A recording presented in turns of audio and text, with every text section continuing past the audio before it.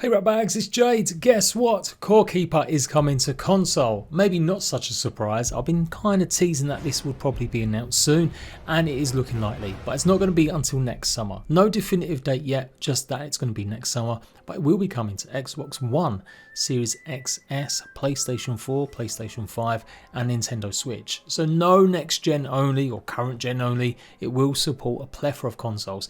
As you might kind of expect, looking at it, it's a simple 2D game, right?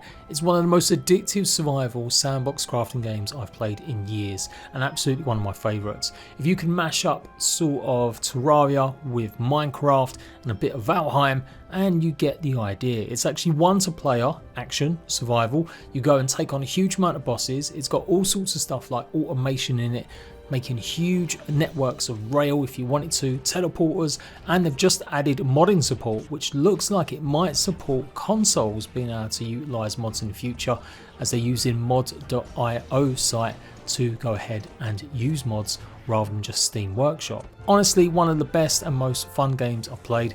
Plethora of updates during early access. I've covered it all the way, pretty much every update that's come out. I'll give you the lowdown.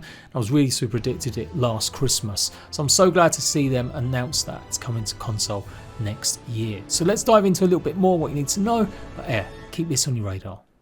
So I know I said it seemed or looks like a simple game. Most of these tryhards in comments will be saying, oh yeah, of course my potato could run it. But actually there's a lot of technology behind the scenes with Core Keeper. It's not technically a 2D game, it just looks like that. Anywho, it's a great game. There's so much to do in it.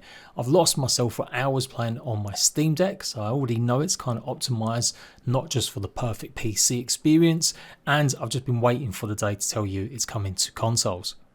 1 to 8 players. You can join each other's worlds.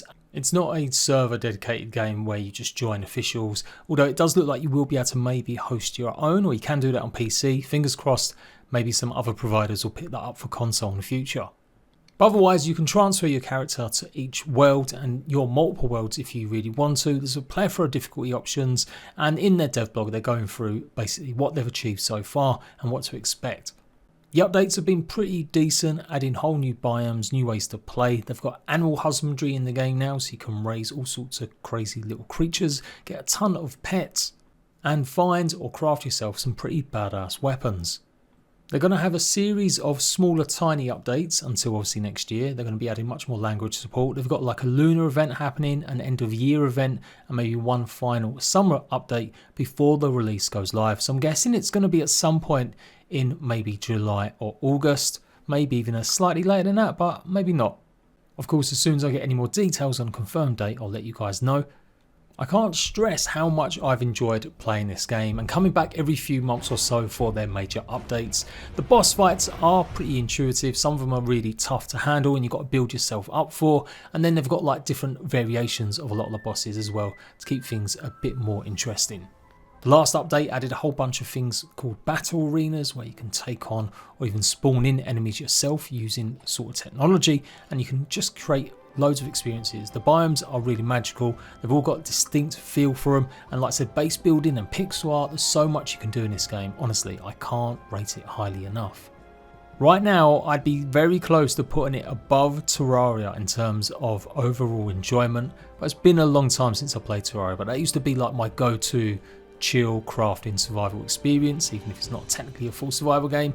And Core Keeper, you don't actually die when you run out of food, but you will go pretty low on health. Really nice variety in enemies, it can be really tough and dangerous, and I've got different ways to play as well with separate different game modes, and I'm sure they're going to be adding more variations maybe to that in the future. So go and check out some more previous videos if you want to see more about Core Keeper. Like I said, I've been there for pretty much the launch and every update since, but I will be all over this when it hits console, show you what it's like. And yep, any updates in between now and then, I'll keep you on the lowdown. And that's it, until next time ratbags, laters.